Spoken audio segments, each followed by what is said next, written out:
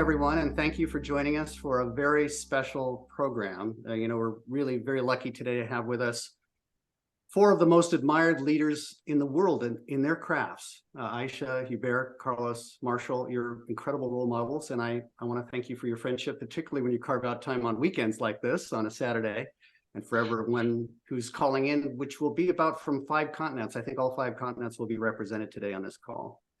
Good. Marshall and I, we've done like 700 hours of programs like this one on weekends, and we really appreciate everyone beaming in to talk about one of our favorite topics, which is CEO succession. And it's surprising to see succession and the process of it being so shrouded in a certain amount of mystery and mythology rather than evidence-based methodology. So we're going to talk a lot about that today. And when Marshall and I coach many aspiring people for that role, they often tell us they've planned their whole life for it, and they have a lot to show for that. But what got you here doesn't get you all the way there. And so today we have some great help. Let me introduce my friend and mentor, Marshall Goldsmith. And I think we have with us today, Marshall, because we did a program recently where we were talking about the first ever legacy building AI bot. The executive coach known as Marshall Bot. So I'm no longer confident that I have the real guy every time he's on the line here, but I think he'll crack enough jokes that it still be proven for a while that that's the case. I have to credit, like many of the people on this call, Marshall for helping me become a better person. I think a person who was really changed when he surprised me by saying, quit my job, leading Schwab.com. And we became coaches together. It's now our 25th anniversary, coaching together and partnering on stuff like this. Thank you, Marshall. Our families, he's the older brother I never had. And in fact, for many years, our families shared houses in Manhattan and Dubai for that reason. Marshall comes from Valley Station, Kentucky, and he is the world's preeminent executive coach. If Peter Drucker was the father of management science, Marshall clearly is the father of behavioral leadership. And a revolution as we know it today. He wrote more than 50 books, including 4 New York Times bestsellers. What got you here won't get you there is kind of a meme now, isn't it? It's kind of the process through which we all grow and think about coaching. And to the extent that he's not a chatbot here, we have the real guy today.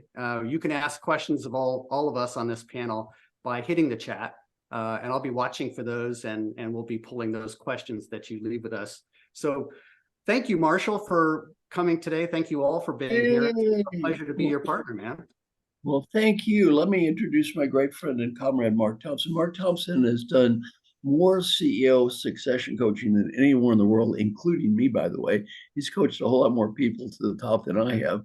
And just is just a good human being. So Mark and I are partners. We work together on our LPR project. Mark has done a ton of work for free, just trying to help people. And, just a wonderful human being and now Mark is in the Global Gurus Hall of Fame and the Thinkers 50 Coaching Hall of Fame.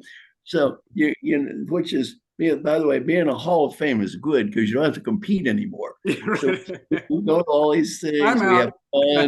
We have fun. We're in the Hall of Fame. It's great. You don't have to compete anymore, right? It's all kind of nerve-wracking. And then this way we don't have to worry about it. So Mark is really one of the top coaches in the world. And, I feel very blessed to know him. And like you said, he's a younger brother I never had as well. So Mark, we've got some wonderful people with us. Let me introduce one of them, and then you can introduce the other two. I'll introduce my comrade, Hubert Joly. Now, Hubert Joly is also just a great human being. I met Hubert, was CEO of the Carlson Company, and he always did a great job as a CEO. He needed to work on getting a little warmer every now and again. It was a little McKinsey-esque, perhaps, and the guy just made some fantastic progress and really became, I'd say, one of, if not the most admired CEO in America. He led a spectacular turnaround at Best Buy, wrote a wonderful book called The Heart of Business. And Hubert, you're up there with Harry Kramer as one of 2 people I think are really among the both happiest and meaningful former CEOs I've met. So I'm just so proud of you, because not just for what you did as a leader, I'm very proud of you for what you've done since you've been a leader. Now, Mark, we're friends of all these wonderful people. Why don't you introduce my other two friends?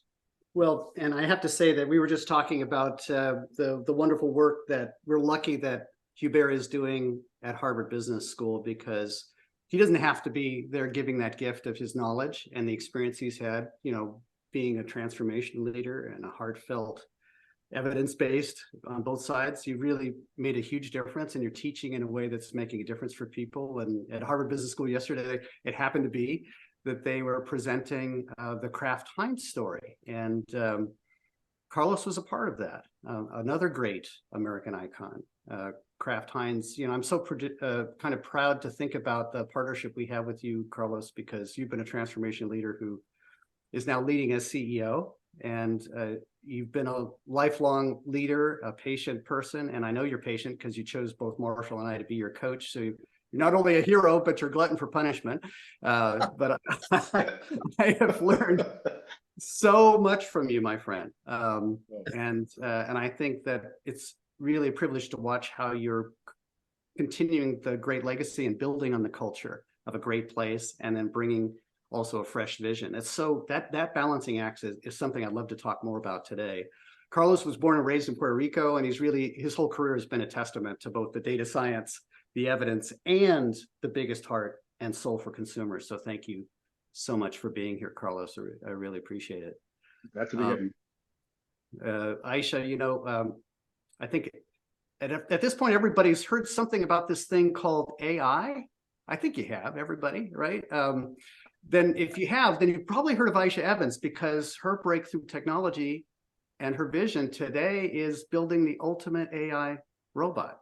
In fact, it is really, truly the most sophisticated AI robot in the world. Aicha is the visionary who got a call from another visionary, Jeff Bezos, and not just once did she get that call, to recruit Aicha to drive the AI mobility revolution as CEO of Amazon-backed Zoox. So I can't wait to take more rides in San Francisco and Vegas and everywhere else.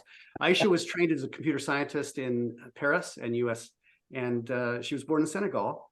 And her bold leadership as chief strategy officer at Intel and now at Amazon, I think of any of us, let's think about it. She's going to touch every one of our lives, everyone who's in this session today.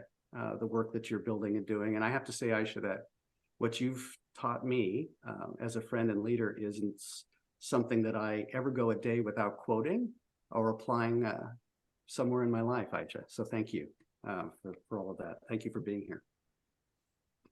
So with that, I'd love to get started, and started with you, Aicha, if I may, talking about how you did get more than one call. You were on his shortlist, Jeff's shortlist, in a very tight race, I'm sure. Hubert and Marshall and I have talked about this in the past, about how, in a sense, you have to prove your readiness twice. Once as the person who now has to look at what the gaps might be in becoming that leader of a company, and the other actually getting selected, getting picked. In this case, you were in a tight race, I'm sure, to be selected for what you're doing for Jeff.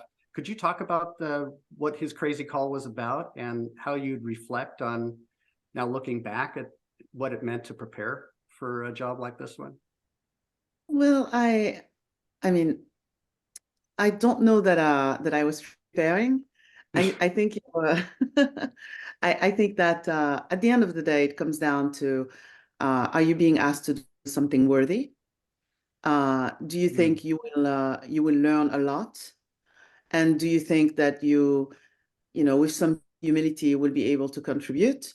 And then, is the chemistry going to work? And I have to say that in February 24, it'll be 5 years at Zoox. I can't believe it's been that long already. And I'm learning a lot. Hopefully, I'm contributing in some meaningful way. And I definitely feel that I'm working on something worthy. And that's almost like a legacy role, because I probably won't be around before robotaxis are everywhere around the world. But I hope that at the end of the journey, I'll be very satisfied and very proud of having worked with incredibly brilliant people to start another wave of transformation for people's lives. That's beautiful. And when you think about the experience then of stepping into something so rich and so meaningful and so important to the world, kind of how would you think about this for the people who might be aspiring for a role that has an impact like that? What do you kind of maybe even wish you knew or have explored and been rewarded by? I think to not worry about the destination, but focus on the journey and the phases there. I was coming from Intel, which was, very established, had recipes, processes, clarity in goals, multiple business units. And yes, there was innovation, but the set of unknowns was a little smaller. And also the people you work with are more trained and have more experience and have shipped before. And so one of the things I have to remind myself is that if I only think about the destination, I get overwhelmed and even doubt a bit. And so I'm like, no, Rome wasn't built in one day. Let's talk about the phases. And at every phase, stop, acknowledge, celebrate a little bit, have a glass of wine, and then giddy up for the next phase. When I think about Carlos, you being in a place where you've been now, you're within the first 100 days in a sense, in a very real sense. Could you reflect on what we're learning? There's always that gap between what we might have expected and how this is actually playing out, and what you'd be helping share with other people about that adventure, or could teach us about that. Yeah, and Carlos, how many days has it been? Oh, I don't know where I was this week. So I think I was in Brazil this week. Yes, you were. So it's been I don't know, it probably was about 100 days, Marshall, since it was announced back in August. Right. But I would say, to your question, Mark, I think there's a number of things that you prepare yourself for, and I think, like I just said, and it's not like you prepare to be CEO, you prepare to the opportunity to, for when a call may come, and that you are capable and able to answer that call. But, luck has a lot to do with that too, as well. And timing and so forth. So, but I would say is maybe the things that you have to, as much as you can prepare, you also have to be fluid as you go into the opportunity, because there's a number of things that are just simply hard to expect. Certainly I wasn't expected to have, 2 wars to deal with in the middle of, joining a CEO. And I think that there was a number of things too. So that was particularly, I think, in terms of how the consumer environment is changing. I think that, what Aicha is very familiar with, and you talked about AI, I think 2 years ago, the way we were thinking about what we could do with AI versus what we do in Gen I is going to completely change how people interact. Not only, we may think about food and maybe not something you interact with AI, but the way we get that food, certainly Gen AI will have a huge impact as well too. So the technology around us is going to impact too what we do as a job. So it's about preparing, but also staying fluid to the learnings that you're going to go through it as you go into the position. And I'm still very much in that journey right now. I think one of the things that I think helped me was one, besides meeting both of Marshall and Mark and, 100 days before the announcement, understanding that, that there will be a lot of things that I won't know. And I think being public about it, I think that I actually, part of the reason I joke about I don't know where I was this week is because I've been doing a lot of traveling around the world, meeting with people, connecting with them, listening what's in their mind, what could they do better, what counsel they can give me. So I think that idea of going to the position with the humbleness, understanding that there's a lot of things that you're going to have to learn in as much as you have prepared your whole life for an opportunity like this. Mm-hmm. You think about this process that you're going through, and that you established a certain set of, you delivered over and over again in all your leadership roles for so many, many years. You've done that in character with the division that you were running and so forth. Then when you think about this and going from peer to chief, what's your advice about that? Where you are working together, hopefully in the C-suite with people as collaborators. or co-conspirators, but it's a very tight race. But how would you counsel us when you think about that change, that shifting that role now, being the leader? I would say whatever you have done, you're not prepared. And I think Marshall warned me on this one. And I believe it, but I was like, sure. But when it happens so fast that I think that was probably even a surprise of how quickly that shift happened. And I would say it's two things. One, obviously, when you're an internal candidate, there may be multiple candidates who are being considered. So there will be some people that you have to decide how you want to work with them and how they want to work with you. So that's a particular kind of area where you can be thoughtful and prepare for those conversations. I think what's probably more surprising is that the people who you have known for a number of years, and overnight they're going to look at you differently. And I think that is, they don't look at me different at home. My daughters don't look at me differently. My wife certainly doesn't. But at the same time, I think the people you work with completely look at you differently. And I think it's hard to be prepared for that one. At the same time, I think that surrounding yourself with people who have gone through the same experience helps.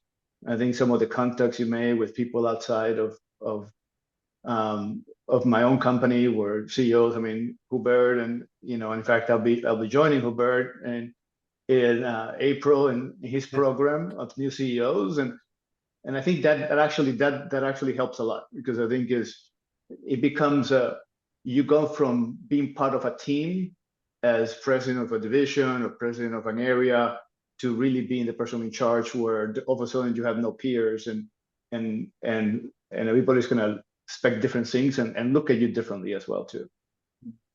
Yeah, it makes so much sense, Carlos. It's interesting and heartwarming to see how people are responding to you as you're in this role, because you're supporting and promoting such a great legacy.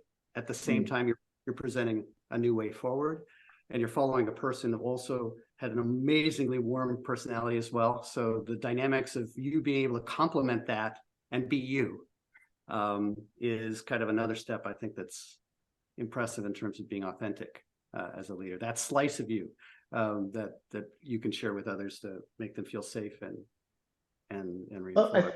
And that's a situation I think that is unique for the people who maybe not be aware. The person who was CEO of Kraft Heinz now he was chairman and CEO. Now he's going to be chairman of the company, non-executive chairman. But you have a relationship with that person too. So there is, back of the point of how things continue to move and things are different. You also have to kind of match that relationship a little different. So I think that also takes some investment on your part on now thinking through where you go from having one boss for pretty much your whole life to now having 12 bosses, and one of them used to be your boss. So then managing those relationships and understand how much of your energy you're going to have to spend on that.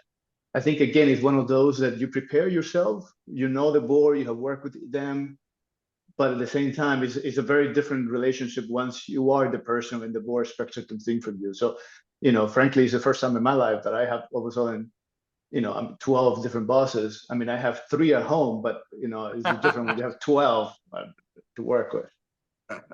That's why when Marshall and I do the 360s, we're always very, very complete. Talking to the folks at home and then talk to the amazing insiders and outsiders. So you're doing a great job with this. And it's something that, Hubert, you've had incredible experience with. You've, in many contexts, as I listen to you, Carlos, is thinking about how, for example, you've had 2 founding families, in a sense, have to reach out to you, kind of like Ella Mullally, in the sense the Carlson companies, and you're brought in to follow Icon's global company, and then you come in and triple the revenues in 4 years. So not surprisingly, everybody else wanted to recruit you to their transformation, and that's what you did with another founding family, in a sense, at Best Buy.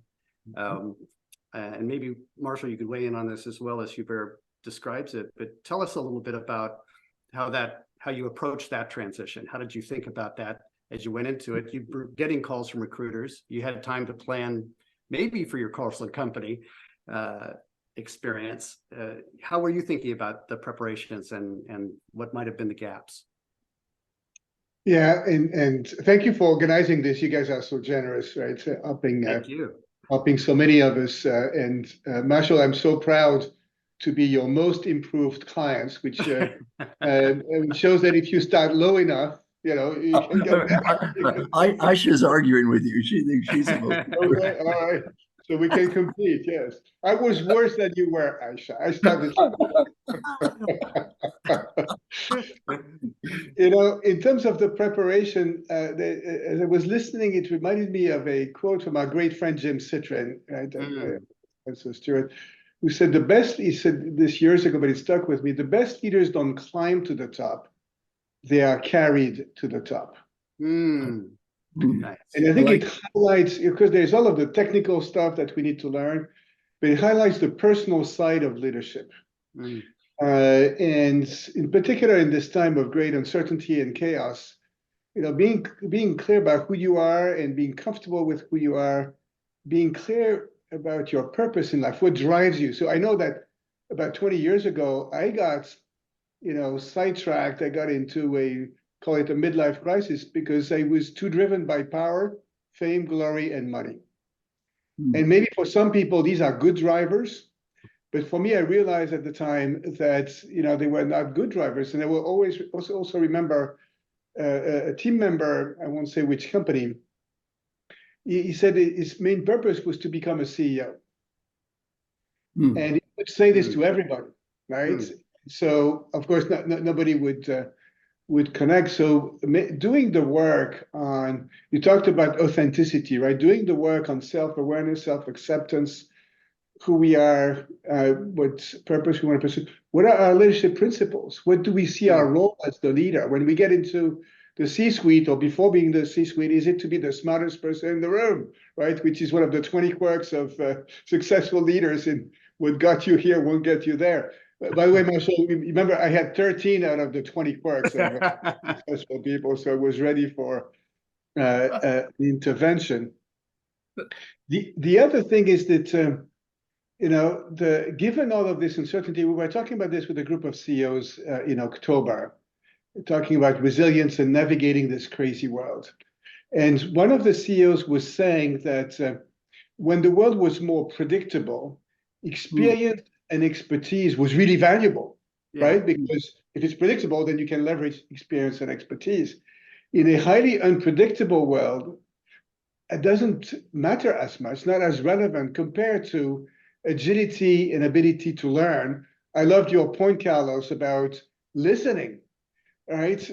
My most frequently used phrase now is, my name is Hubert, and I don't know, or my name is Hubert, and I need help. The biggest advantage, Marshall, I had when I become CEO of Best Buy was I knew nothing about retail. So there was no risk that I would come in and give everybody the answer. So I had to ask, in particular, the frontliners who had all of the answers, right? What's working? What's not working? What do you need? And the last thing I would say, because there's prepping for the role, but there's also, once you have the role, being successful in it, of course. And one of the key things is to think about this as a marathon. And building that resilience. And so you'll see, Carlos, one of the things we'll discuss over dinner during the new CEO workshop is the personal side of leadership. And your life, of course, changes when you become a CEO. You're much more in the limelight, in the spotlight. But what do you do to maintain your physical health, your mental health, your spiritual health? How do you surround people, with true stellars, people who can support you? How do you keep track of your true north? What kind of disciplines, right, do you keep in place? I've learned from Marshall that as human beings, we're not very disciplined. So how do you build the scaffoldings to be able to continue to move forward? So my long response is to highlight the personal side of leadership in getting to, being considered, and then in navigating the role as you if you're hit by the truck and you actually you're catching the bus and you're getting the job. Right. I have a question for Aicha and Hubert. I'll start with Hubert. Hubert, you are one of the few people who now have seen this from two positions. One, Yeah. you've been in it, but two, now you're not in it, but you're looking at it. You see, I've seen it from one position. I've done a lot of looking at people and talking with people. I've not been a CEO, but you actually were a CEO, and now you're helping others who are in leadership capacity. What you say this first 100 days? How does it look different from the outside than it did from the inside? Aicha. Well, now, and by the way, Aisha, you also get to help a lot of people now. Aisha gets, I mean, I won't say badgered, but Aisha gets asked to do a whole lot of mentoring, helping, whatever. So both of you, how does it look different? And also, Aisha, you've been in now 5 years. So you're a little more relaxed than you were 5 years ago. And so I'd love both of your insights. It'd be interesting for Carlos to hear too. The insight is, how does it look different from the inside now that you're there versus now that Hubert is doing this almost for a living, teaching CEOs, coaching people, and Aisha does it all the time. How does it look different from the inside than it does from the outside?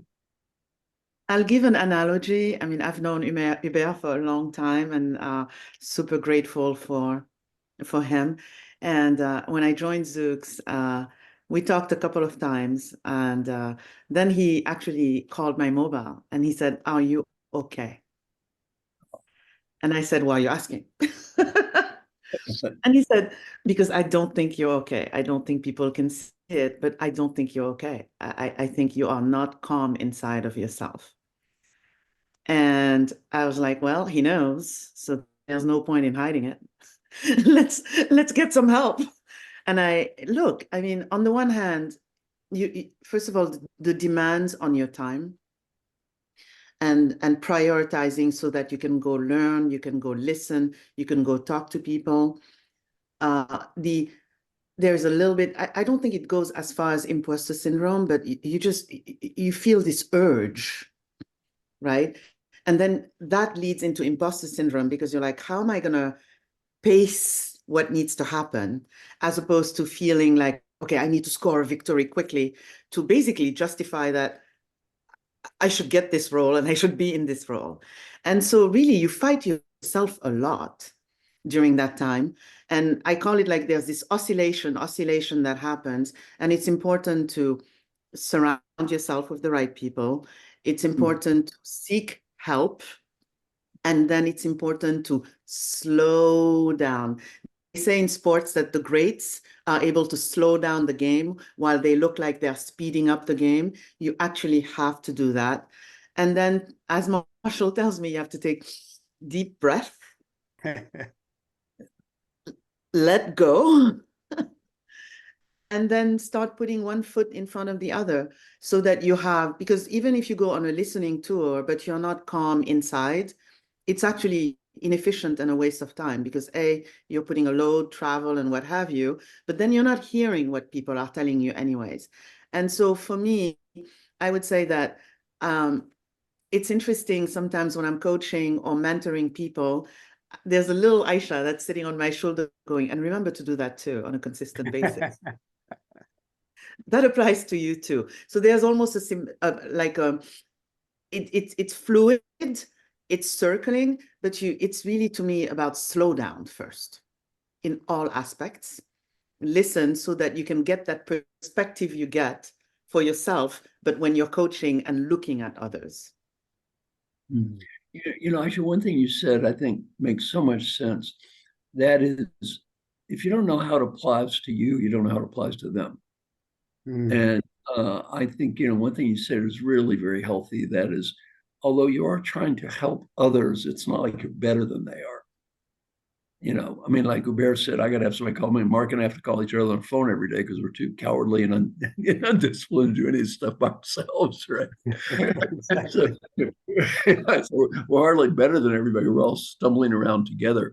So I think that's a really healthy way to look at it, because as a CEO, you can get put on this sort of quasi pedestal as if you're some sort of godlike person. And Now you're there to pontificate and all that stuff. So I think looking at that's one very healthy way to look at it as a fellow traveler, not as some sort of little god or something. Hubert, you've had a position also now to do a lot of looking at this from the different perspective. You know, you've been in it As a coach, a teacher, yeah. Do you remember that call, Hubert? Yeah, of course. We need to have more of those because you could call me as well, right? About the same topic, right? You're not okay.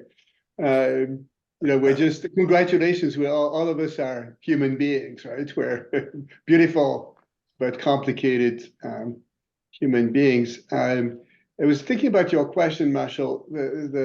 I put in the chat a great article that Carlos you'll get that was written by Michael Porter and Nitin Noya, which is the 7 surprises when you become CEO. Which is one of them is you're actually not in charge, right? You're not running the company, you know. That's the other one is that you pointed out, Carlos, is that you're not the boss, right? Because you have bosses. The other one is that pay attention to what you're going to be saying, because a suggestion all of a sudden becomes a directive, right? So there's a few surprises like this. But what I was thinking about also, as relates specifically to the first 100 days, it's an extraordinary moment. And it's a bit mythical, right? Because it's not necessarily 100 days, it depends and so forth. But still, I like the idea and this opportunity to do this listening tour and play dumb, right? And I'm very good at playing dumb, right? I don't know, you know, and getting inputs. And our other friend, John Donahoe, did it. That's how we tell the story of when he became CEO of Nike, right? He gathered tons of input. And then that allows you to co-create the plan as opposed to, again, being the smartest person in the room and telling other people what to do. It's also the opportunity to build a team. You know, you're going to have the opportunity to shape the team. And that, of course, that may be the most important thing you do because there's nothing you do on your own, right? So building the team, building the right tone. You know, your behaviors, right? Of course, you're always in the spotlight. So how you behave is going to have a huge impact on culture. People sometimes say it takes a lot of time to change a culture. It's actually not true. Because, you know, I learned from my good friend, Ross Fraden, who was a partner of mine at McKinsey and then my lead director at Best Buy. The way you change behaviors is by changing behavior, right? And as the CEO, your behaviors have a huge impact on the culture. So because about building relationships, you know, within the organization, with your board, with vendors, with partners, that's an amazing moment. People, you know, if you reach out, I remember reaching out to Tim Cook in the first months, and you know, he at the time Best Buy was being disparaged by everybody, and he said, "Don't worry, you know, years ago you couldn't have an article, a press article about Apple that didn't have the beleaguered Apple." He said, "Don't worry about it. Just do your job." I always remember that. So you get great advice. The other thought about the first 100 days, I think that continues way beyond the first 100 days, is the CEO as the chief energizing officer. Right? Because if a company is a human organization made of individuals working together, unfortunately, right, Aicha, in physics, cannot create energy, but in a human organization, of course, you can create energy, and that's a key role we have. The other thing is, and again, that goes beyond the first 100 days, but in this time of multiple intersecting crises, there's a lot of pressure on CEOs now, leaders at all levels, but CEOs in particular. It's less fun, it's less rewarding than it was because you're being attacked all the time, and it's hard to. There's so much chaos in the world that building a plan and then hoping that you're going to hit, you know, some targets. That's not how it works anymore. But there's a reframing opportunity, which pressure is privilege. You cannot control the environment, but what a privilege to lead these great organizations with others and have the opportunity to do your best, right? That's the only thing we can do, Marshall, right? To create a future that does not exist yet, but that, you know, hopefully is better than what we have. So this idea that pressure is privilege is, I think, personally very energizing. And the last thing I would say along these same lines, and I learned this, everything I've learned is from others, is to think of yourself, if you're a CEO or a leader, not as a thermometer, but as a thermostat. The thermometer, of course, the temperature will vary based on the circumstances. So, we have the new crisis du jour, so your temperature goes down. And of course, if your temperature goes down, if you don't have a spring in your step anymore, the energy level in the entire organization goes down. And so, irrespective of whether the temperature outside is good or bad, being a thermostat, always, to quote Marshall, being upbeat and positive, because I can control that. And yes, there may be crises, but it's all about how we're going to lead through these crises. Right, Carlos, you'll get plenty of those as you move forward. So these are the thoughts you triggered for me, Marshall. Thank you. Mark, I've got one more I'd like to ask, because I've been looking at some of the participants, and we have some current CEOs on the call, Right. who are going to be in that position of helping that next person become the CEO. Roland's on the call. I've noticed we've got Powell is going to be perhaps more in a leadership role, is on the call. We've got several people who are in the CEO role right now. Darcy is in this position, who have been in the CEO role or are now, but down the road are going to be helping that new person. Now, Carlos, I think, Miguel seemed like such a good guy, and really, I think on your side. What did he do right to kind of help you in this transition? And for those of you who don't know, Miguel is the CEO of Kraft Heinz, who moving on now to be the chairman of the board. And first of all, I think that I think the word patience was used earlier. I mean, I think he had the patience to make sure that he invested the time in me in order to prepare myself as much as I can. Even I knew what I didn't know, that I thought I didn't know, but I didn't know everything. So I think he was one that invested time in order to make sure that I felt more complete and better prepared. And I'll tell you, I think the other thing that he has done amazingly for me has been such a gift is dedicating his time. And I'll tell you that within the last 2 weeks, there were some things that I needed his help, and he flew from where he was to make sure he helped me in doing certain things. So I think when you have that kind of partnership with the chairperson, I think that helps a lot. But I would say and again, I think that the other thing that I think, as he introduced me into the organization, he and I could be more different in many aspects. He's a very extroverted person, and you talk about very big personality kind of person. I'm a very introverted person, and I think he actually used that as a way. He kind of tried to make sure the organization understood that too. That I was going to bring a different leadership, that I would bring things that he didn't know, he didn't do, but then that it would be different. And I think that idea of carving the path for me made this transition so much easier. Recognizing that, because I think that was one area, to be honest, that I was concerned about coming in, because we are so different. And if the organization was expecting a CEO to behave a certain way, it's like, well, I'm not going to do what he was doing. I'm going to do other things in a different style. So I think he was, he showed so much, I'm just so grateful, because the way he was humble enough to help me create a path for organization to help with that transition. Mm-hmm. That's so powerful, thinking about how he's been partnering with you, and that process continues as you inherit this new team too that you've just established, as you both a group of existing executives together with new executives that you've brought in. Could you talk about that? You have the old guard and the new guard, the various teams that come in, and the through line is your leadership on that. Yeah, I think that, for me, what was important, first of all, is one of those things that people are going to be paying attention to what you do, not just what you say. And I think when you set up your leadership team, it's probably the first big decision that you're going to be making as a CEO.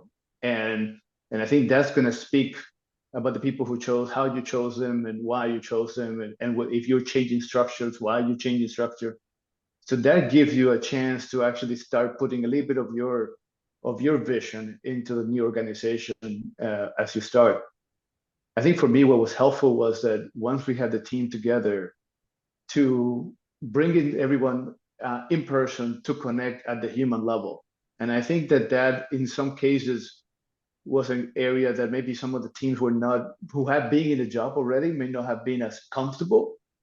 Certainly not expected, because I've been in the job and I'm going to continue to be in the job, and just a few people who are new, so let's get to know them. It's like, no, let's get to know each other at the human level. So we spend time outside of our headquarters just doing that, just actually with some facilitators to help us understand what are going to be the rules of engagement, how we're going to connect, but also first how we're going to know each other at the human level. And I think that had been fundamental in us now moving forward in a better way, because it also starts creating understanding that we have to, I don't believe in being the smartest person in the room. I actually believe the team is going to be smarter.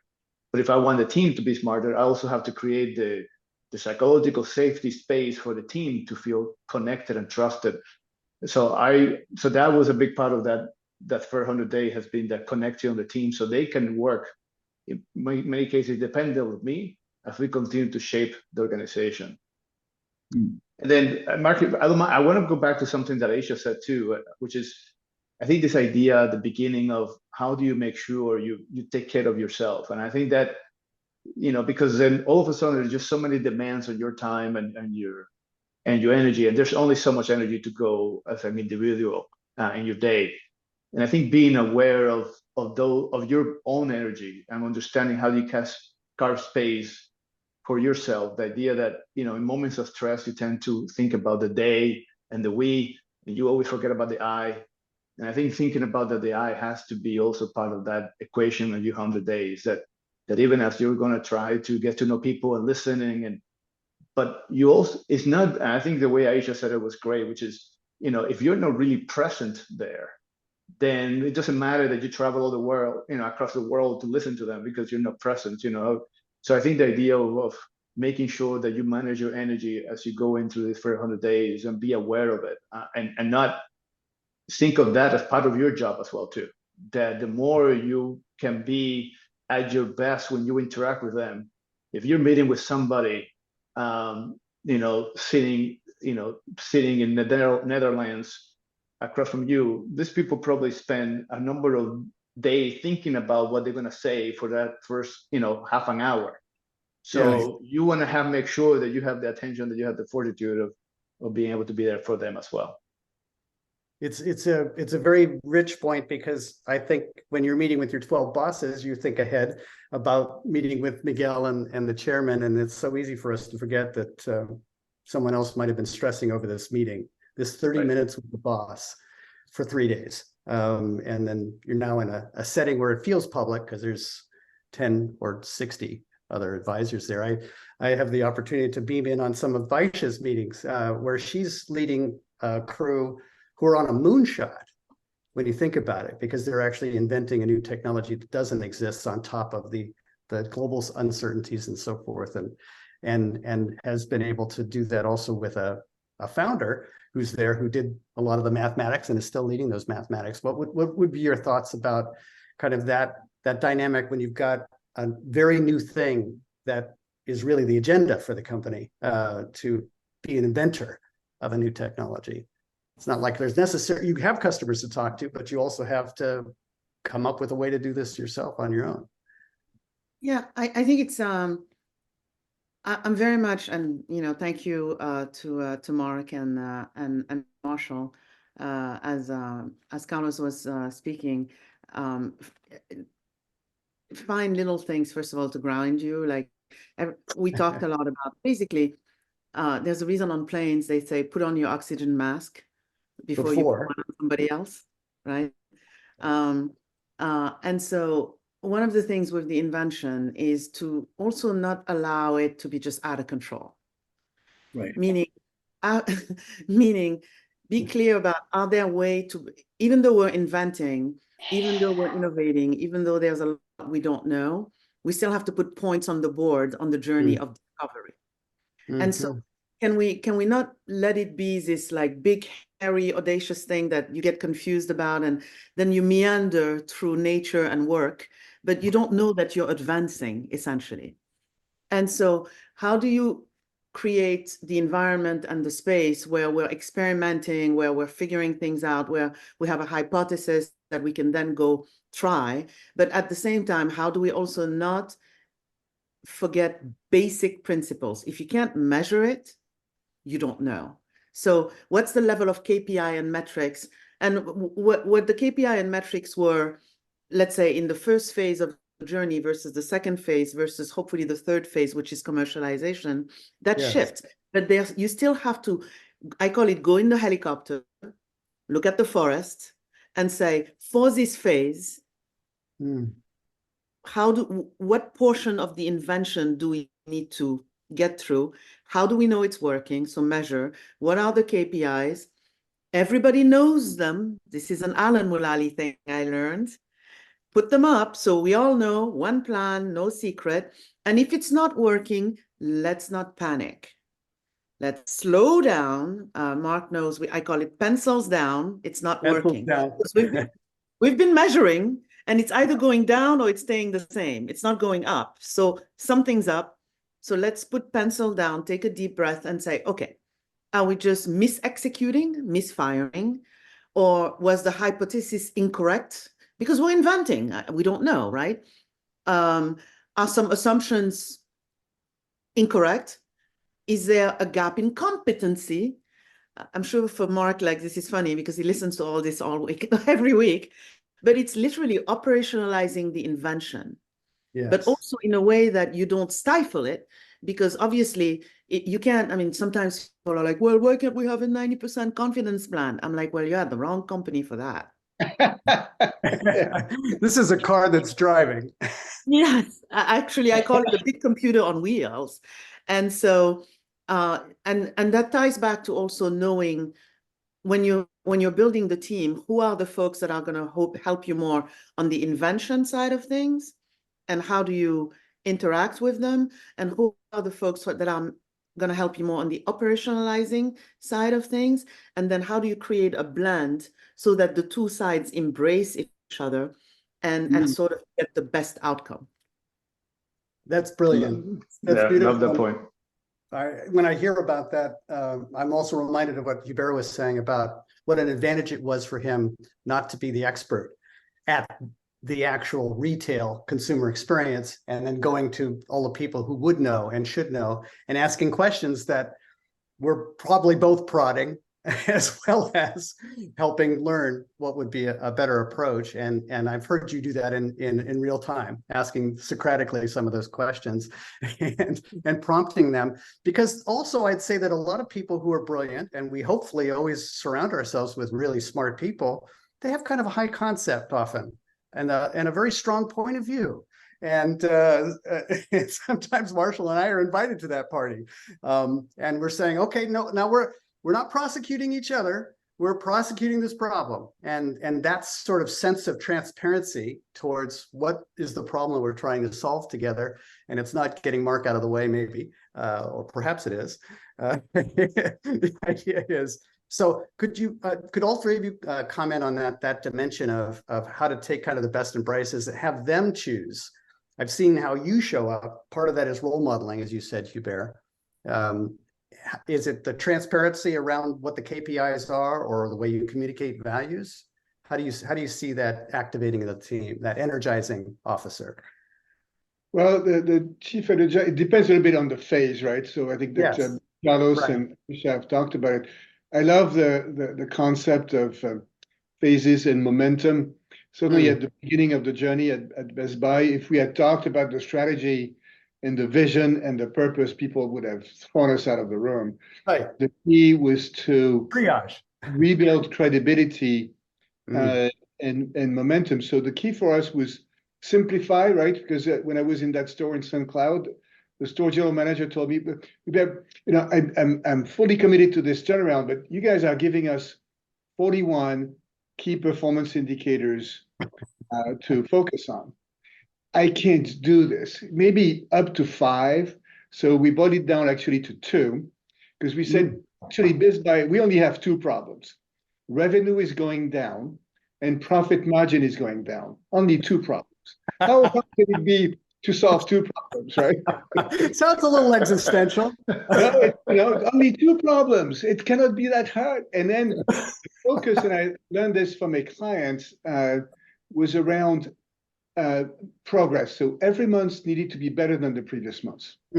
What mattered was not the absolute performance, but the rate of progress. If the market in Chicago was accelerating, was making more progress than anywhere else in the country, let's go to Chicago, let's find out what they're doing, and learn from that. And then it's not a matter of negotiating your budget, right, or being on plan. It's about, are we making progress? Because momentum creates momentum. It's fascinating to see that. But the other thing around leveraging others in our second phase. So in the first phase, I was making a lot of the decisions myself, right?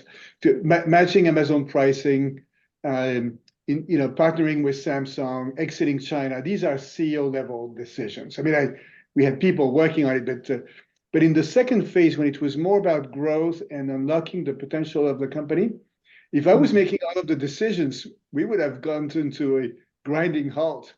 So we worked on pushing decision-making down. The team asked me, and maybe they'll ask you this question, Carlos. So Hubert, what decisions are you responsible for? And actually, there's only 4 decisions. 1 is the overall strategy for the company. 2 is who is on the executive team. 3 is what is the culture. And 4 is major capital allocation decisions. In our case, these were the 4. That means all of the other decisions, I'm not responsible for them. I may want to provide input, like the dividend policy. Maybe Corey, my CFO, could ask me for my opinion before going to the board. Maybe I would value that. But then we push decision making. So if it was the mobile phone strategy, Jason Bonfig, the chief merchant for that category, was the decision maker. Now, everybody in the company could provide input to Jason. Yeah. Right. But before, what was slowing us down is that, in particular, if any senior executive would have a point of view, they would raise their eyebrow and say, "No, I'm not sure I would do it like this." And everything would stop. And now, eyebrow is actually something relatively easy for most of us. Providing input is harder, especially good input.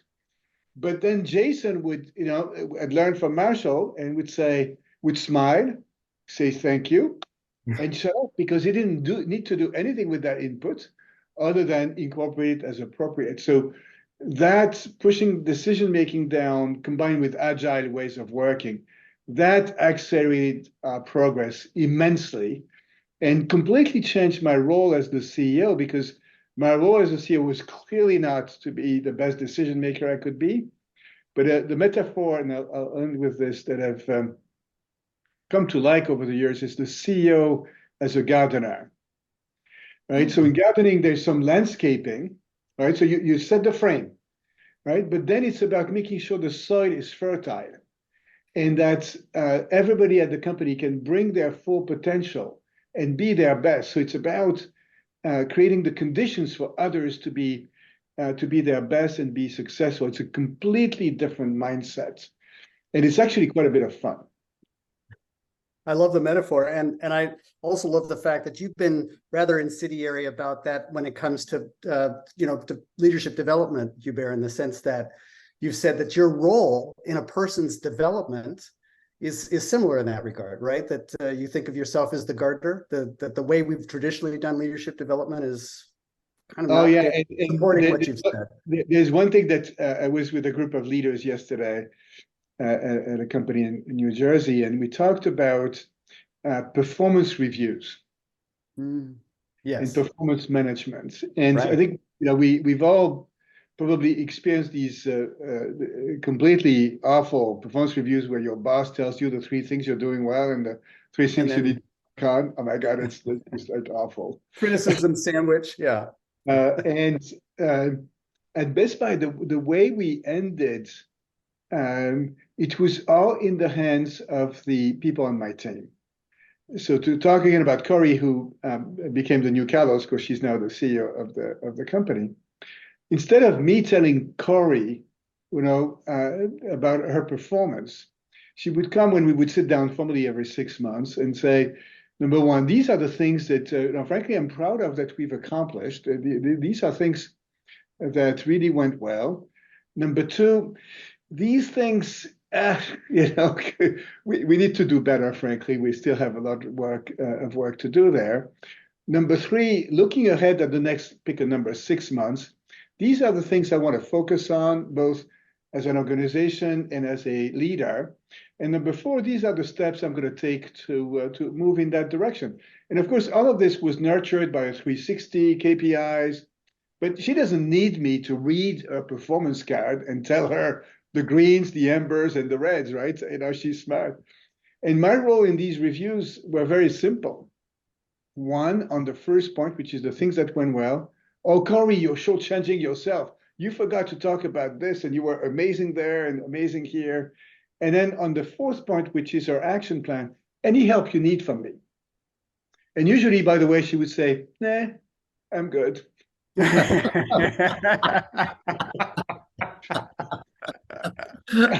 I got it, Oh, this is great. Now, Mark, I've been looking at who all's are participants because, one thing we always try to be is customer sensitive. Thank you. So we got a bunch of people here who are listening in and watching. We've got some of the best coaches in the world. We've got Nankande, who won the award as the #1 coach, Sun Yen, who won the award as #1 coach. We've got Magda on the call. So we've got some of the best coaches in the world on the call. And so I'm going to ask everybody, and Mark, you've done more work preparing the future CEOs than anybody in the world has. I want everybody just to say, for the coaches on the call, because there are many, what advice do you have in terms of helping people in that first 100 days? So what advice would you have for all of these coaches on the call? And the 4 people, Mark and Hubert and Carlos and Aicha, you've all observed this from different perspectives. What advice do you have for these coaches? Let's see. Hubert, why don't you go first? Because this is kind of what you're doing now anyway. Wow. Advice to these galactic coaches? You're kidding. Now, I have zero advice. I can perhaps share some things that I found helpful. One is there's going to be the business side of the first 100 days, but to Aicha's point, there's the personal side, which is how are you doing? How are you taking care of yourself? Do you have the right, environment? Are you sleeping? Are you exercising? And then maybe the advice would be certainly that we talk a lot about. I think that I'm going to say it knowing that probably 100% of people on the call would say it better than I would do, but the key qualities of leaders today, so different from the qualities of leaders 10 or 20 years ago when the leader was the superhero, to quote Hortense in a great article in HBR, and the leaders were the know-it-alls, the smartest person in the room, and so forth. So now there's 5 words that I think we all use to describe great leaders, which is authenticity, vulnerability, being able to, and it took me so much work, because Marshall, I thought I needed to be perfect, right? And that quest for perfection is evil, frankly, and it's not real. It means that then we don't like ourselves, and we cannot love others, and we cannot open up and say, when COVID hits or the war in Ukraine, right, Carlos, or when you're like your friend Michelle at AB InBev, you're being attacked because of a video that somebody posted, right? Being able to say, I don't know how to deal with this. I don't know what to do. So that's really essential. Empathy. And empathy, of course, very important, for people around us. But a CEO recently put a nuance around it. It's empathy and it's about winning. So it's not empathy, it's not complacent empathy. It's empathy that leads to what are we going to do, right? Humility, I think, comes with all of this, and then humanity, right? This is only best. I love Godfather, right? Tell Michael I actually liked him. It was only business. No. Business is about, our humanity. We're just a bunch of human people, human individuals, trying to do our best to try to create a better future. But it's just business. Okay. I would add Aicha. I would add, if I may, one quick thing as a coach. And again, we can't really give advice to this group. Be available, readily available, because it's bizarre how it's really loud and busy, but it's also very lonely. Yes. Both at the same time. Good. Carlos, what advice might you have? Yeah, well, listen, if Hubert cannot give advice, don't expect from me, because I've been taking notes of what Hubert is saying. So what I would say, though, what's been helpful to me from coaches, I think one has been the idea of telling a lot of people will be telling the new CEO how great they are, and now we're going the journey and so forth. Is that idea of, hey, let's make sure we give you the full view of areas you have to work on and how and don't sugarcoat too much. I would say that has been extremely valuable to me. I think that when I met Marsha and Mark, and first of all, I'm glad that Marsha recommended that I read the book by David Chang, Eat a Peach, because it prepared me to the kind of feedback I was going to get before I got it. It was very humbling, but thank you, Marsha. But it was very helpful, because again, you're in a moment in which you think you're going to get a top job, and people are going to be kind of telling you all the things. So as a coach, the more you can continue to kind of be the voice of saying, and let's keep things in perspective here. I think that has been helpful. I think the second thing that has been helpful to me too is just, I think this is Aicha's point about being available and present for the people you're coaching, is that while you are making choices on decisions on people and your leadership team, those are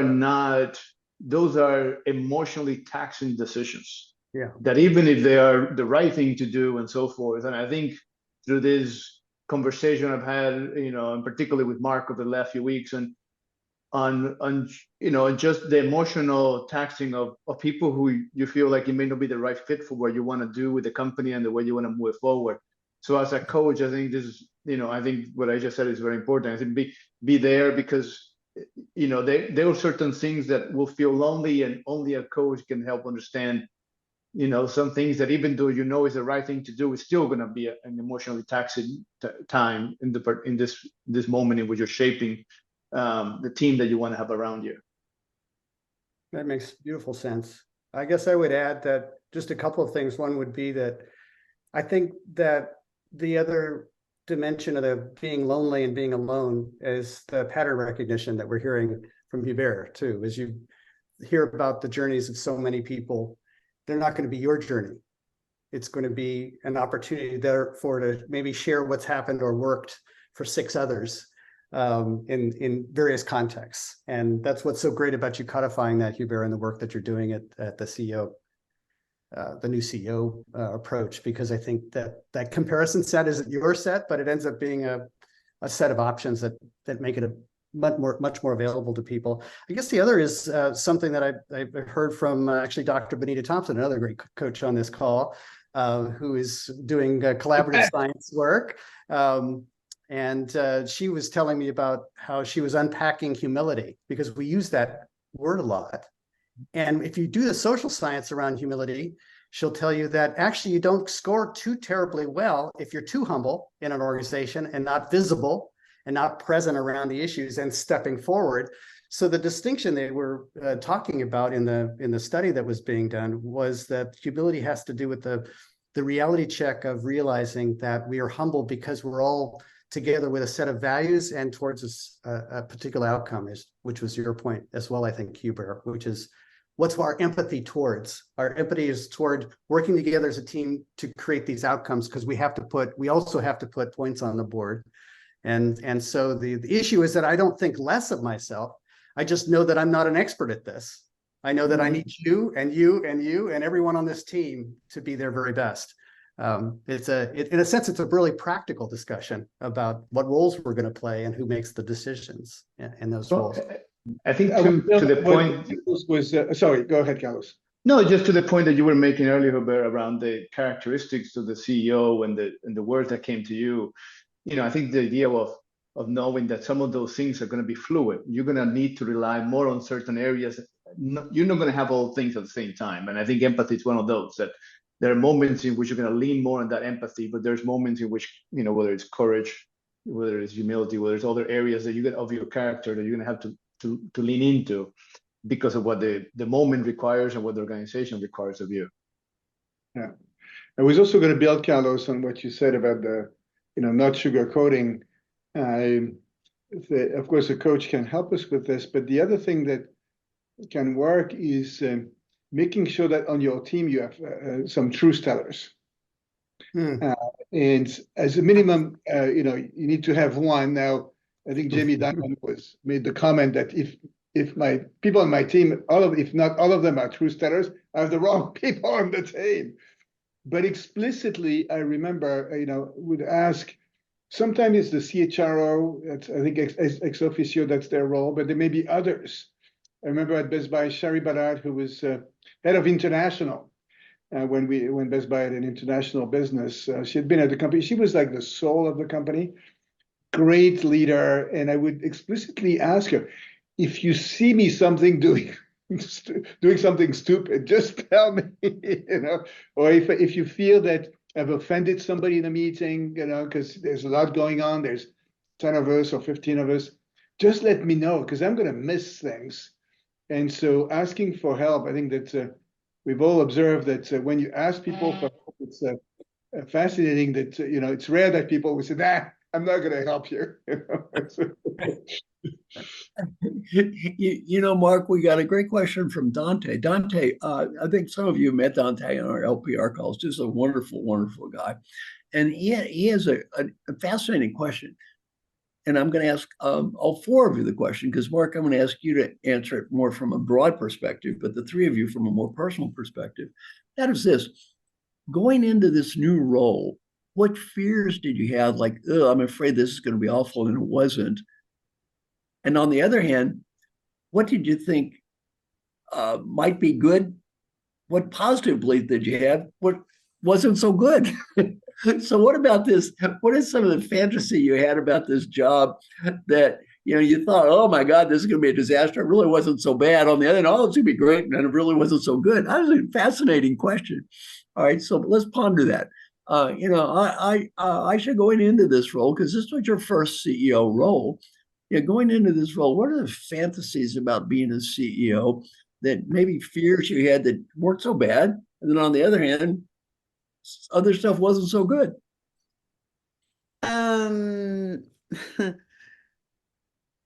In my case, I was like, I don't think they will. I'm going to try my hardest, but I wasn't sure I was going to be accepted. Number one. I work with a lot of, let me put it this way. There are a lot of misconceptions and maybe preconceptions about the type of people I work with. And I was like, I don't know, this could be bad from that standpoint. But they also remind me, and they're like, really, you thought that? But we chose you. So how are we? But I didn't think about it that way. The second thing is I was like, oh my gosh, because we're vertically integrated, the context switching, I knew I could context switch, but I didn't know to what extent.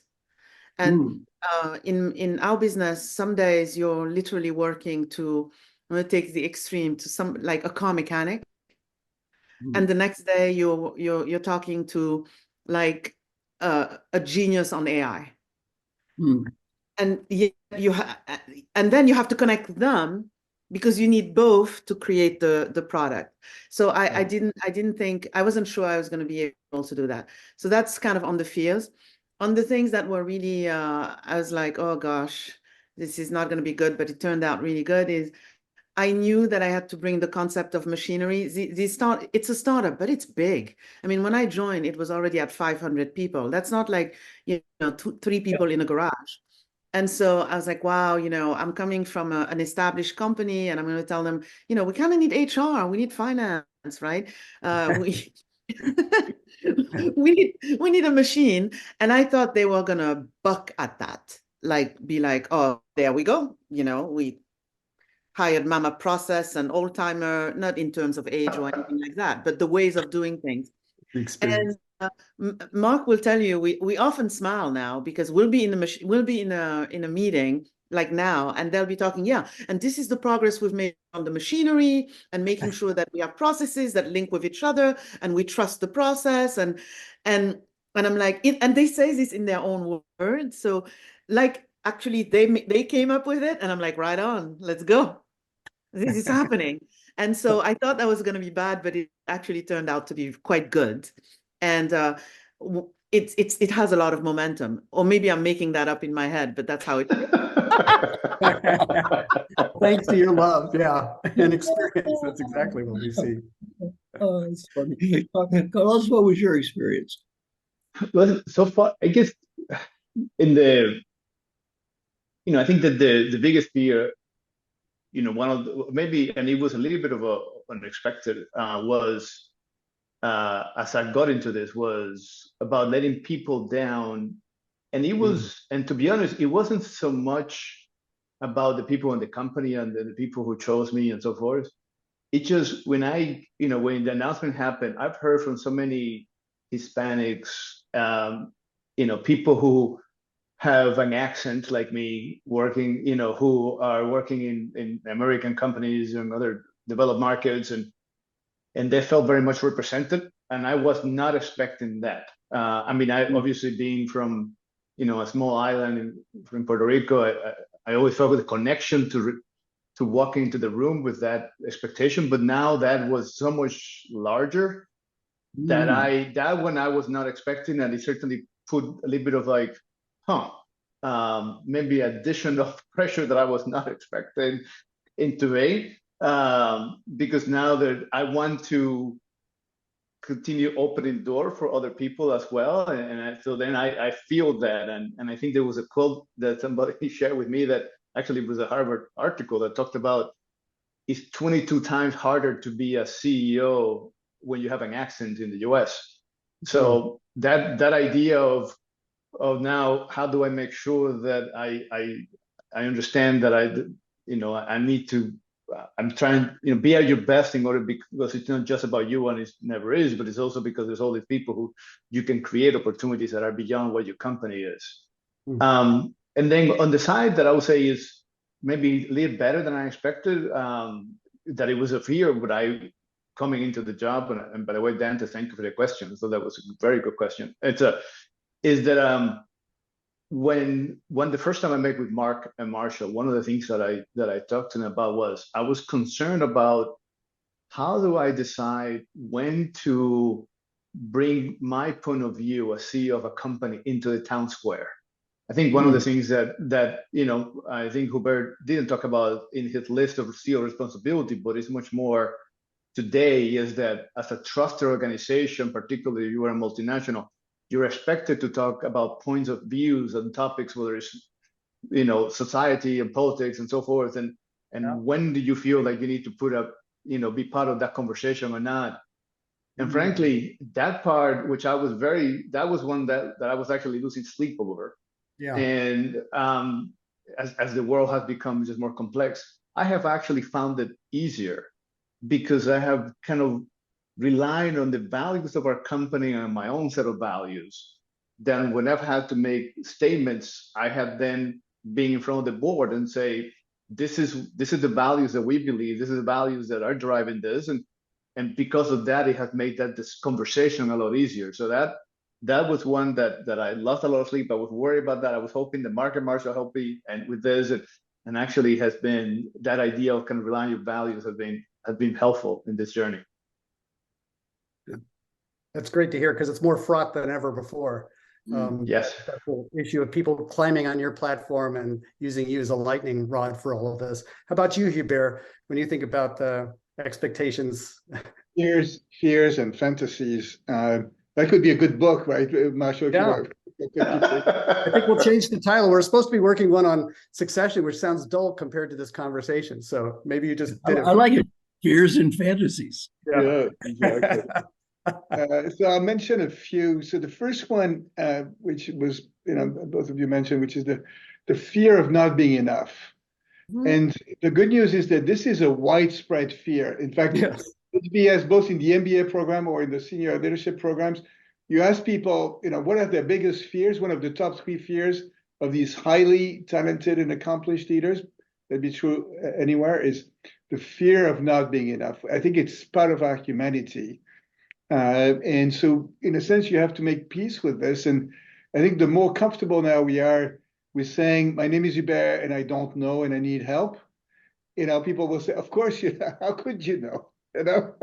And so it's self-acceptance, right? I am an imperfect, incomplete work in progress as a human being. The second one is slightly different. It's the fear of failure. It's interesting that during my years at Best Buy, even though if you had asked people in 2012 to place a bet on how likely it was that we would not fail, it would have been, there was 0 buy recommendation on the stock. So that's how you know. And yet, I was never afraid of failing at Best Buy. And I've been reflecting. I think it came from the fact that we actually did the work, right? And we did the work on the diagnosis and then building a plan and executing. And then we did it together. So the most risky decision I made was to match Amazon prices, right? your friend Aicha, Jeff, could have decided to kill us, right? If he had wanted to. But we had felt that this was the right decision. So, if it had resulted in a bad outcome, we did our best. But the key there is also, and Pame has got, hello Pame, you got your great question right in the Q&A section about learning. So staying connected. The big danger as CEO is that we lose track of the truth and the reality. So in a retail business, it's relatively easy.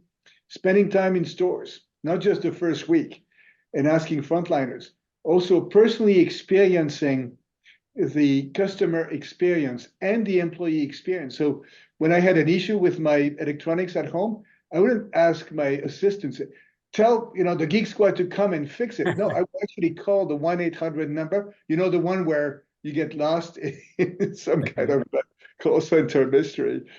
And that was incredibly helpful. Similarly, being connected, having a network of resources, especially to your point, Carlos, about when we're called into societal matters or there's the new crisis, there's no way we can have all of the answers. There's no way we can learn how to deal with forced labor in China and the Uyghurs.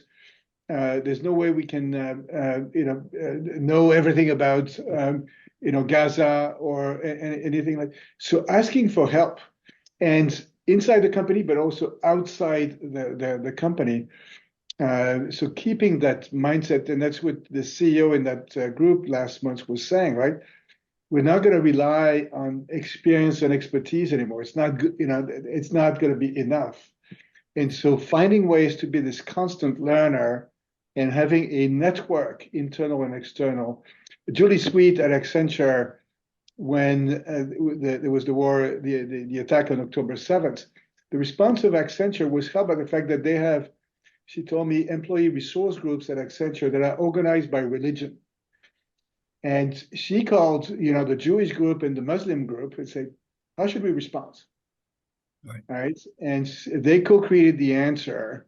And I love your point, Carlos, and we'll talk about it in April, right? So staying true to purpose and values is really important. But beyond that, having this network of experts inside and outside that can help us. Oh, the last one I wanted to mention, because it was a fear I had, and it was a partly misplaced fear. So it's the fear of exposure. Because I had seen a CEO at a previous company losing it, because of his ego and overexposure in the media, I decided early on at Best Buy, I told Matt Furman, our head of communication, to make sure that I was never in the media, that I would never be on the cover of any magazine. I didn't go to the Jim Cramer show. In part, it was justified because we had to do the work, right? There's nothing I could have said, that we needed to save the company. But I overreacted in the desire to protect my ego in terms of risking, that my ego would get overinflated. And a friend of mine later on said, no, Hubert, you need to reframe this. This is about representing the company. And, you're on a mission to do your best to represent the company. And the minute he said this, said, of course, that makes complete sense. And it's not about you. It's about representing the company. So it was a good adjustment to hear that. Now, this is slightly off topic, but I'm going to give you a fun exercise you might want to do in your classes there at Harvard. Ready?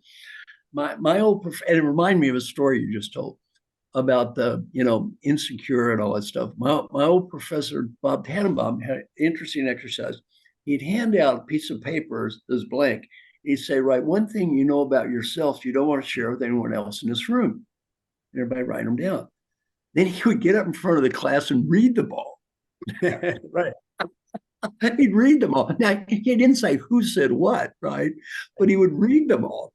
And Hubert, the reason I bring this up, it's so much like what you said. They would all go into this, well, I'm really insecure. I don't know if I deserve to be here. All these other people are so smart. And then he said, people's first reaction is one of great relief. Exactly. These other people are just like me. Then their second reaction was kind of abject terror. They go, shit, I knew nothing, but I assumed they did.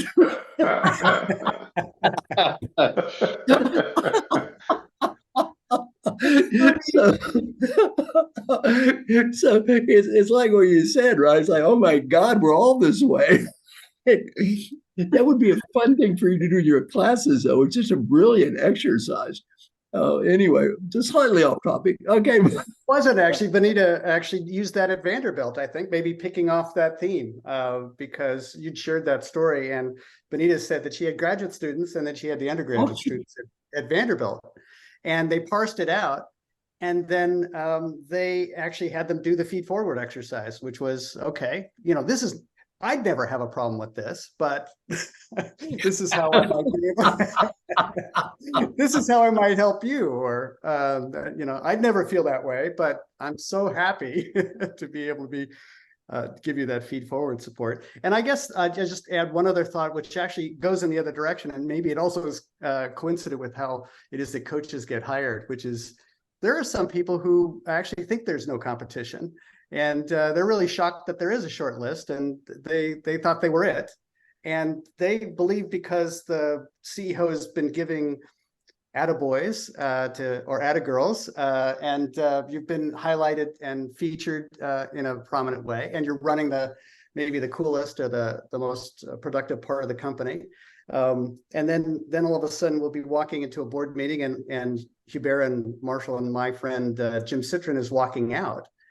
Well, what's Jim been doing in there? He's with the headhunting firm who's trying to find 3 other competitors to see after the readiness exercise and all the assessments you take. Okay, well, we have interior clients and commentary from executives. Then what does the outside view be? So I'd say that in terms of fears and fantasies, sometimes that's the thinking that they're not going to need help or there isn't competition, and that's why it's great. When I remember Hubert talking about Corey, and she shared this about herself. saying she also was one of those extraordinary, high achieving, high impact executives who wasn't sure she was the pick, or that she would select herself. And that did nothing but reassure and give us more confidence that she, in fact, was the learner, was the one who would grow and what would be the best qualified, with that level of humility. Do you have any more thoughts about that? Because succession planning, which we're talking about at this, we're going to be wrapping up in a few minutes here, but I'd love to kind of finish on that, which is replacing yourself. The job of the leader, as Drucker said, was to find, develop, and hire other leaders. How would you think about that process of succession? And you've done a brilliant job a couple of times, Hubert. Well, thank you for this, and I'll also put I put the HBR article in the Q&A piece. I'll put another on succession planning. Yes, yeah. I think to state the obvious, it's maybe the most important thing we do in the end, because we're just a steward, and then we pass the baton.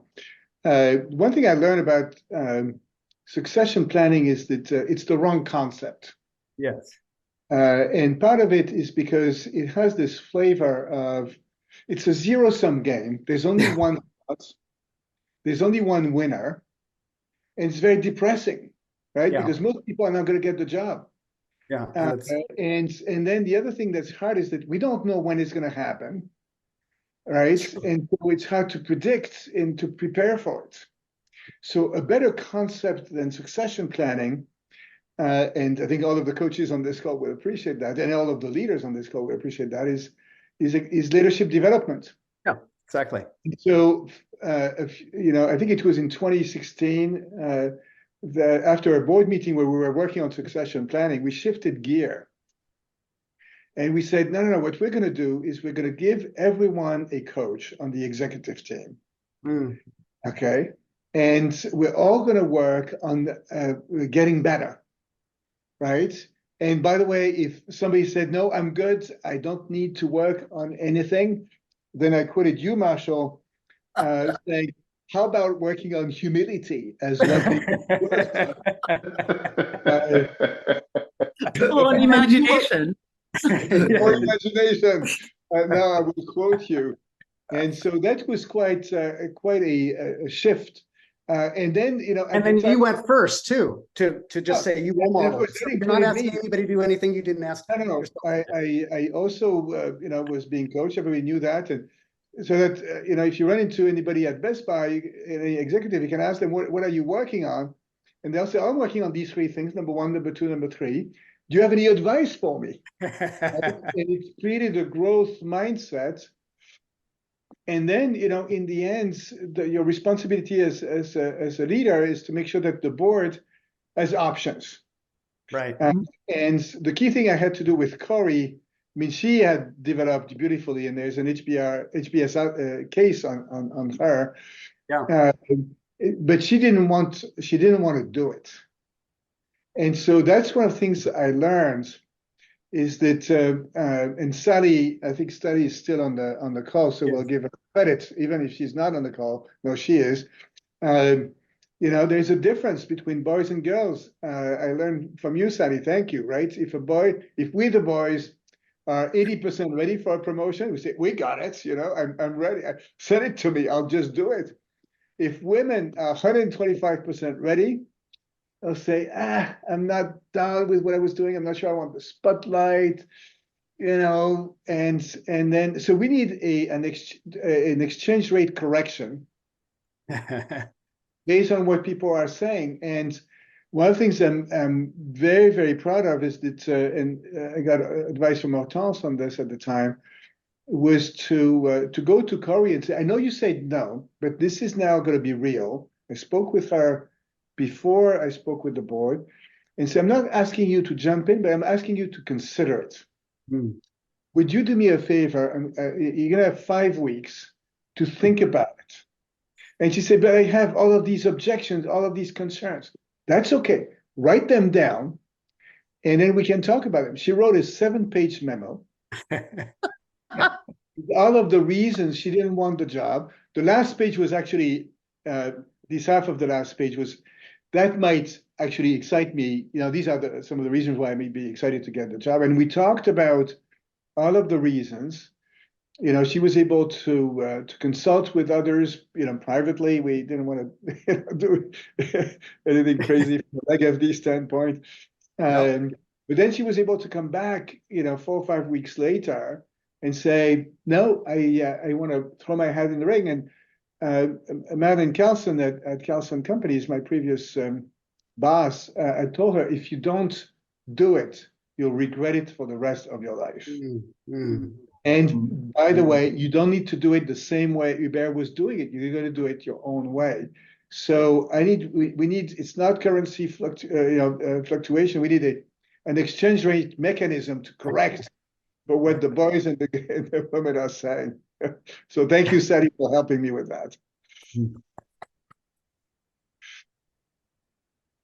How do you think about that, Carlos and Aicha and Marshall? I'm going to go to Carlos on that one. I think Carlos had some great thoughts. No, first of all, it started right away for me. I think it's one of those things that, well, it's still 100 days. I already start thinking through that, and I love your point, Hubert, about not so much about succession, about development, and the way I've always thought about it, which is, there's almost like an unwritten contract between the people you work with and yourself, and it's they get 100%, and you have to give 100% back to them in developing to what they want to achieve. And not, to your point, not everybody's going to be CEO, but I want them to be the best leaders they can be. So my always focus is how, and each person who works in my team knows that there's a couple of areas they want to work, they're working on, and that we own their development together so that we can be better prepared to whether the opportunity happens here or happens somewhere else. But they're going to be better prepared because we work together, and they will feel that there is an investment from me and my time on them and their ability to achieve what they want to achieve. But I would say is that it might have been, I think early in my life, I would have thought it would be counterintuitive that I would be, if I just got here, that I'll be thinking about who's going to replace me. But as I've gotten older, I realized that actually, no, that starts now. And so that's one area that I'm certainly making sure, like I just said, Hubert, that the board has options, but when the time comes. Yeah, same. I mean, for me, it's a matter of love. I mean, I love this company. I love this mission. I know it's a big mission that will go way beyond me, my lifetime even. And so I consider this one of my most important deliverables, because I want to make sure that there is a plethora. And by the way, I don't know, there will be a time where this company will need like the master guru of operations, which is none of us, by the way. So it might be even the people who are being developed. But I have this view that you still get better, number one. And number two, let's talk about the elephant in the room. Well, but if I develop them too much, or I expose them too much, somebody else is going to steal them from me. Yeah. Well, guess what? Then if it's somebody who is paying attention to our industry, I'll have an ally and a partner somewhere in the industry. That's not bad. You'll be bragging about your person forever. Yes.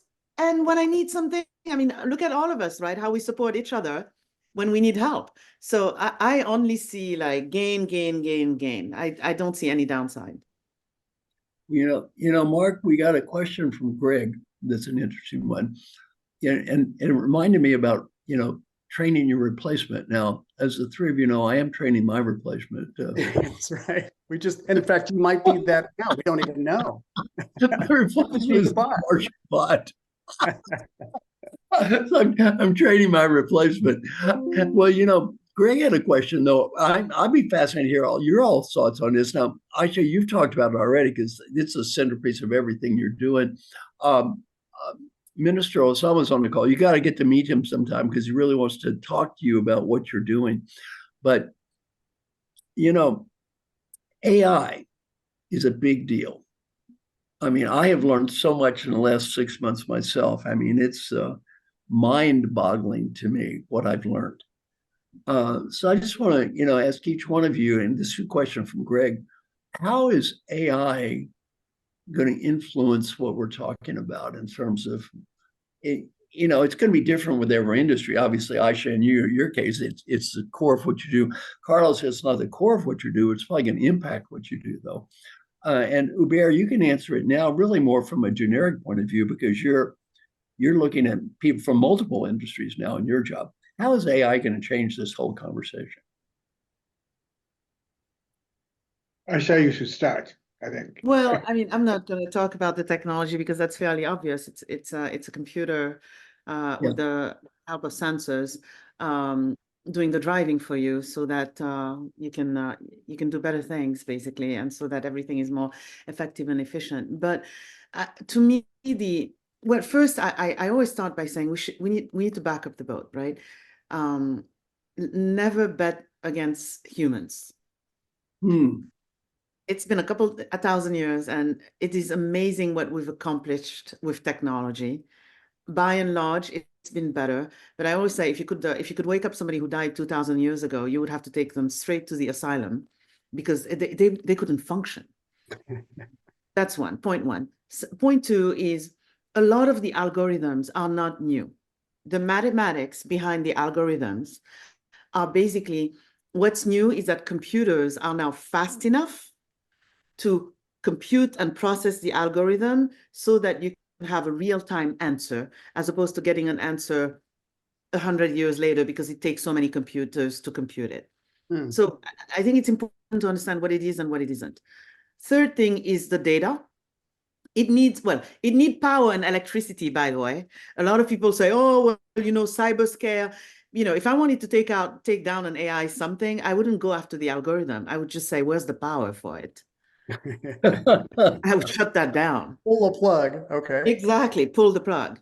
Now, look, it's going to change productivity. It's going to change, it's going to democratize knowledge even more than the internet has. So for coaching, it's a great business because you can multiply yourselves, as Marshall is doing right now. You can have multiple options, but where we need to really focus, in my view, is the data that, I was just asked, if you could change one thing in technology today, what would it be? Like, pretty smart group of people. And I said, I wish we could take just a couple of weeks off and go clean up the internet and the data. Because really, my biggest advice for anybody who's working on AI or who's going to use AI is understand your data. And before it's too big, understand how clean it is, understand how well structured it is, and understand where it's telling the truth and where it's giving opinions and where it's actually not giving the truth. Right. Yeah. Good. Those hallucinations that, in a sense, sometimes make it too human in terms of opinions versus evidence. How about you, Carlos? Listen, there's nothing I will just only add to what Aicha said, which is part of what I'm also looking to do is making sure that we take away the fear and of the unknown around AI and understand that, it's a tool that can help us drive efficiency. And I think there are many places in which we're deploying at Kraft Heinz AI. In fact, I think we have about 8 different models running right now, from anything from logistics to our innovation to our marketing. And I think it's more around people being comfortable that this is not about replacing, but working with. And I think that is a big part of what I'm working on. It's like the technology is there, we're applying those things, but it's also just making sure that people feel comfortable of the journey we're in right now, because this is one of those moments in crucibles in which we have crossed the bridge and we have burned the bridge behind us. There's no pre-AI world anymore. So we have to now be comfortable with this, and that's part of the job for me. That's brilliant. It's certainly true. And it was actually with Miguel there at Kraft Heinz that Marshall and I experimented one of the first times with thinking about it as augmented intelligence, just as you, and we, opened the laptop and Marshall logged into MarshallBot as we were talking to Miguel, and we took the prompt, and MarshallBot was able to find both my stuff and Marshall's stuff faster than we would have retrieved all those ideas. So it helped us be a lot more complete and consistent. You got a few things wrong we didn't have to mention. And Miguel's reaction was, I wish my doctor would do this. I wish my lawyer would do this. I wish my fill in the blank, to the point Hubert was making at the opening about the experts. Now you really may be able to rely more as experts on, because there's some augmented backup. That intern has got a good calculator backing them up. So it was interesting. Miguel was so open to that. We didn't know, is this okay to do? He said, sure. I think before Hubert weighs in on this one, I want to go back to feed forward. Yeah, that's what this is. One use of AI for me is knowledge dissemination. Now, again, there are many types of, obviously, I don't know AI like Aicha does and what they're doing, or even most other applications. But for knowledge dissemination, the way I look at it is the way I look at feed forward. What do you have to lose? Now, Mark and I are talking to Miguel. I'm sitting there looking at what I'm getting ideas. Some of them were better than mine. Okay, number one, I don't have a photographic memory. I don't have a photo. I can't look. I've done 55 books. Do you really believe I can remember everything you said in 55 books? Please. I mean, sometimes I get interviewed. People ask me stuff out of these books, and what do you mean by that? I said, I don't even know. I remember I even said that.